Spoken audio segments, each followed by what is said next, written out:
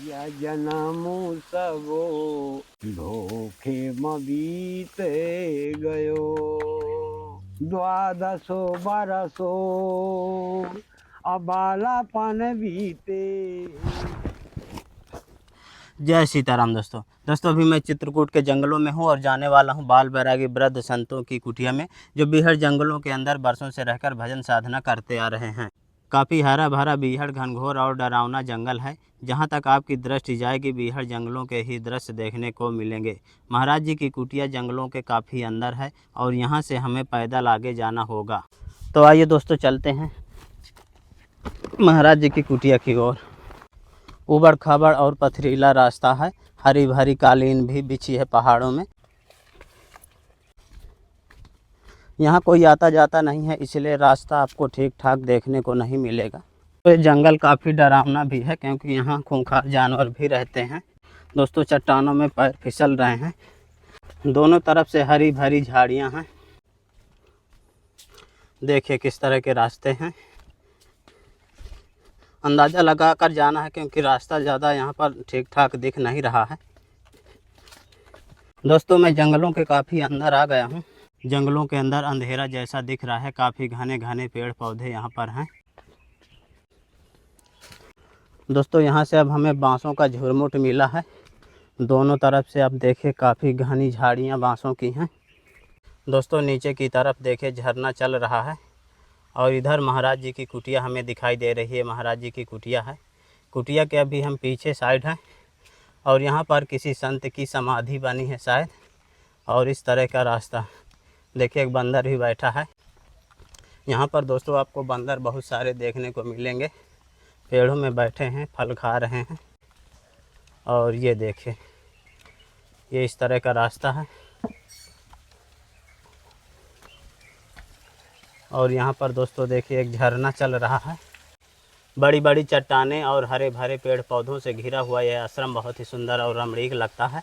इधर दोस्तों हनुमान जी का मंदिर और ये महाराज जी की कुटिया का प्रवेश द्वार। आइए अंदर चलते हैं। महाराज जी यहाँ पर बैठे हैं, वृद्ध संत हैं। जय सीताराम महाराज जी। दोस्तों इधर आप देखेंगे तो श्री राम लक्ष्मण माता सीता जी का मंदिर है और ये आश्रम परिसर। यहाँ पर महाराज जी देखे अपने बर्तन वगैरह रखे हैं और यहाँ पर देखे महाराज जी तुलसी लगाए हैं और इस तरह का आश्रम परिसर है। दो मूर्तियाँ यहाँ पर रहती हैं। आइए आपको राम लक्ष्मण माता सीता जी के दर्शन करा देता हूँ। तो ये दोस्तों मंदिर है राम लक्ष्मण माता सीता जी का। महाराज जी पूजा पाठ में लगे हैं। जय सीताराम महाराज। दर्शन करिए दोस्तों। राम जी का मंदिर है महाराज जी। चारों ओर से आश्रम जंगलों से घिरा है। ये महाराज जी का आंगना है और इधर देखिए महाराज जी एक तिरपाल वाली कुटिया भी बनाए हैं। यहीं पर एक बेल का पेड़ भी है। पीछे की तरफ आप देखेंगे तो महाराज जी देखिए केला भी लगाए हैं, आम भी लगाए हैं। जहाँ तक आपकी दृष्टि जाएगी बीहड़ जंगलों के ही दृश्य आप देखने को पाएंगे। जय सीताराम महाराज। महाराज जी आपके लिए थोड़ी राशन सामग्री है। इनको ऐसे रखना ही नहीं तो महाराज जी पन्नी फट गई है इसमें। रास्ते में हरी सब्जी आपके लिए लाया था तो पन्नी हाथ में टांगे था तो फंस गई उसमें झाड़ी में, तो फट गई महाराज जी। महाराज जी इसमें आपके लिए साबुन दाना है और महाराज जी आपकी सेवा में चीनी है और महाराज जी आपकी सेवा में आटा है। महाराज जी आपकी सेवा में चावल है। महाराज जी आपकी सेवा में इसमें मूंग की दाल है और महाराज जी सरसों का तेल। महाराज जी आपकी सेवा में एक टार्च भी है। ये महाराज जी आपकी सेवा में एक टार्च है और ठाकुर जी के लिए अगरबत्ती है महाराज जी। और महाराज जी ये सब्जी मसाला है। महाराज जी आपकी सेवा में दवा के लिए पैसे हैं, आप दवा मंगा लीजिएगा। ये लीजिए महाराज जी।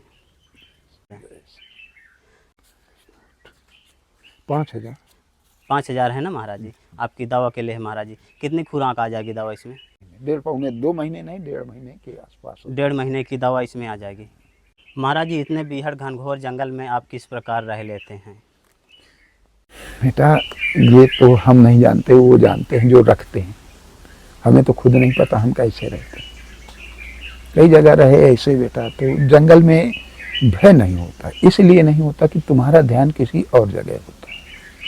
और जब ध्यान कहीं होगा तो भय कहाँ से होगा।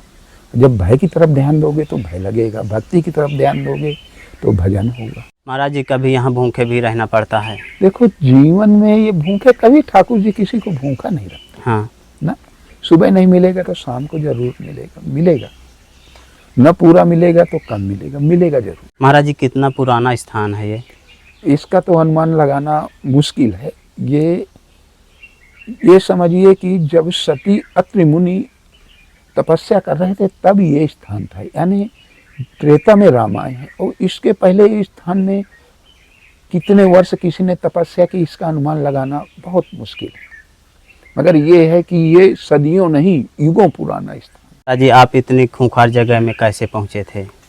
ये तो ईश्वर की कृपा थी। हम ये ही कहेंगे कि हम ऋषिकेश से आए और मैहर गए। मैहर से अचानक इस स्थान का मालूम भी नहीं था, तो उनकी कृपा हुई और कोई एक माध्यम मिला, उसने बताया कि महाराज जी वो स्थान अच्छा है, और उन्हीं की कृपा से हम चले आए, हमें मालूम भी नहीं था। फिर जब से महाराज जी यहाँ गए तो गए नहीं? हाँ नहीं गए, जाते हैं भ्रमण के लिए, जाते हैं कुछ समय के लिए, फिर भ्रमण तो संत का जीवन है। यहाँ महाराज जी कौन कौन से जानवर रहते हैं? यहाँ शेर छोड़ के लगभग सभी। बड़े भागी मानुष तन पावा, सुर दुर्लभ सब ग्रंथन गावा, साधन धाम मोक्ष कर द्वारा, पाई न जो परलोक समारा, सो त्रिविध दुख पावई, सिर धुनि धुनि पछताएं, और कालई कर्मई ईश्वरई, मिथ्या दोष लगाए। तो मनुष्य के जीवन में अगर ये मानव जीवन पाके अगर अच्छा नहीं किया और दोष दूसरों पे मढ़ते हैं कि वो दोषी है, वो दोषी है, अपने को दोषी कभी ठहराते हैं। महाराज जी भजन साधना क्या जंगलों में ही किया जा सकता है? नहीं नहीं, ऐसा नहीं है, घर में भी किया जा सकता। जो गृहस्थ के लोग हैं वो घर में करते हैं और हम लोगों से अच्छे हैं वो, क्योंकि गृहस्थ सबसे बड़ा आश्रम है। संत भी गृहस्थ से निकल के आते हैं। हरि व्यापक सर्वस्त्र समाना, प्रेम से प्रकट होए मैं जाना। परंतु संतों के लिए जंगल इसलिए अनिवार्य है कि वो एकाग्र हो जाते हैं और संसारिक जीवन से दूर होके उनका भजन अच्छा। जो भक्ति में है तो वो बादलों की तरह छिन्न भिन्न नहीं हो सकता जी। वो जो अधूरा रह जाएगा तो अगले जन्म में उसे पूरा करना। हम भजन करते हैं किसी कारणवश समय दोष और ऐसा आता है, हाँ उसके अंदर कुभाव नहीं होना चाहिए, भाव होना चाहिए। ये भाव नहीं होना चाहिए कि हमें ये प्राप्त हो जाए, वो प्राप्त हो जाए, ये मेरा है, वो मेरा है, ऐसे भाव नहीं होना। यदि वो सब तजी भजन करो दिन राति, कहा गया है अब प्रभु कृपा करो यही भांति, और सब तजी भजन, यानी सब कुछ मैं त्याग दूं और सिर्फ आपका ही स्मरण करूं, तो भजन करूं दिन राति। तो ये हमारे को दिया गया है। परहित सरिस धर्म नहीं भाई, और पर पीड़ा से दुख है। जो दूसरे का दर्द बांटता है उसका तो इससे अच्छा तो कुछ है नहीं। और ये भी है हम लोगों के लिए कि हमें अपने ज़रूरत से ज़्यादा उपयोग नहीं करना चाहिए। तो हमारे पास भी ज़्यादा आता है, हम किसी जो भी आ गए तो उनका जरूर सहयोग करते हैं, जो भी मेरे पास है। तुलसी यह तन खेत है, मन कर्म किसान, और पाप पुण्य दो बीज हैं, जो बो सोई निदान। यानी हम पाप पुण्य में जो बोएंगे वही हमें मिलेगा। किसी साधक को भजन साधना करनी है तो क्या उससे पहले गुरु करना अनिवार्य रहता है? हाँ, गुरु करने से थोड़ा मार्गदर्शन मिल जाता है, और हमें गुरु के ही मार्गदर्शन पे उसके चरण चिन्हों से चल के आगे ईश्वर की प्राप्ति या ईश्वर की ओर हम बढ़ सकते हैं। और गुरु के लिए तो दिया गया है, गुरु बिन तरे न कोई, और जो बीरंच शंकर सम। तो गुरु करना हमारे सनातन परंपरा में जरूरी रहता है। राम ही केवल प्रेम प्यारा, जान ले सो जाना है। तो राम को केवल भगवान को प्रेम प्यारा है, भक्ति प्यारी। जैसे कि सबरी के यहाँ भगवान ने जाके क्या खाया, आप देखें, बेर खाए, तो वो बेर नहीं खाए, वो प्रेम उसमें स्नेह था, इतना भगवान के प्रति उसका लगाव था, तो इसलिए भगवान हुआ। दोस्तों चारों तरफ से हरा भरा जंगल और बड़ी बड़ी चट्टानें, और इस तरह की चट्टानों में जंगलों में रहकर भजन साधना करना कोई आसान नहीं रहता। फिर भी संत महात्मा यहाँ रहते हैं, भजन साधना करते हैं। इधर आप हनुमान जी का मंदिर देखेंगे और इधर आप राम लक्ष्मण माता सीता जी का मंदिर और महाराज जी की छोटी सी कुटिया। देखने में बहुत ही सुंदर और रमणीक जगह लगती है। आइए आपको हनुमान जी महाराज के भी दर्शन करा देता हूँ। ये मंदिर है छोटा सा पहाड़ों में, दोस्तों हनुमान जी महाराज और बगल से आप नवग्रहों के दर्शन करेंगे। मंदिर के ठीक बाहर आप बड़ी बड़ी चट्टानें और बांसों की झाड़ियाँ देखेंगे और इधर ये महाराज जी की कुटी। दोस्तों महाराज जी झरने में जल लेने के लिए जा रहे हैं और ये देखें अंदर से किस तरह से महाराज जी कुंड बनाए हैं, कुंड से पानी बोर लेते हैं। दोस्तों महाराज जी देखिए लकड़ियाँ निकाल रहे हैं अपने गट्ठे से।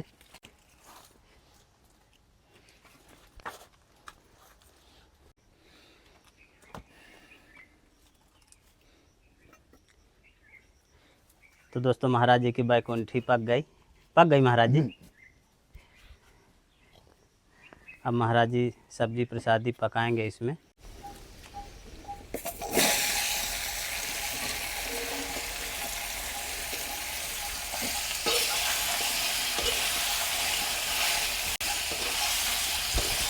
तो ये दोस्तों महाराज जी की सब्जी प्रसादी देखिए पकने लगी। महाराज जी काहे की सब्जी आज बना रहे हैं? कुंदरू है हमारे यहाँ पे ही बोलते। तो ये दोस्तों महाराज जी के टिक्का प्रसाद बनने लगे।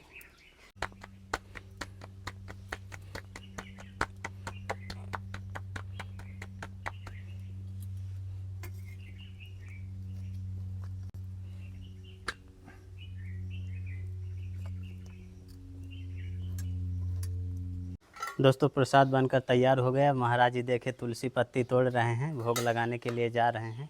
ठीक है। तो ये रहा दोस्तों महाराज जी का प्रसाद। अब ठाकुर जी को भोग लगाएंगे।